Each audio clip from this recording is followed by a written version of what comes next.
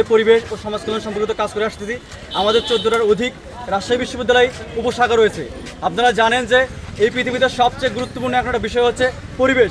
নানান কারণে আমাদের পৃথিবী এখন হুমকির মুখে। সাগরের যে পানির উচ্চতা সেটা বৃদ্ধি পাচ্ছে, এদিকে বরফ গলতেছে এবং বড় বড় দেশগুলো দেখবেন যে যুদ্ধ বিগ্রহণে এখনও তারা নিমগ্ন। এই যে পৃথিবীতে যে আমরা আমাদের শান্তিপ্রিয় গ্রহটাকে ধ্বংসের দ্বার প্রান্তে নিয়ে যাচ্ছি, এটা তো আমরা ভাই সচেতন বিশ্ববিদ্যালয়ের শিক্ষার্থীরা হতে দিতে পারি না।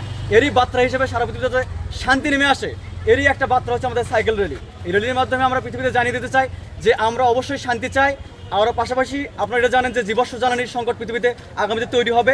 সেই জায়গা থেকে অবশ্যই আমরা যানবাহন হিসেবে সাইকেলটাকে যেন বেশি বেশি ব্যবহার করি।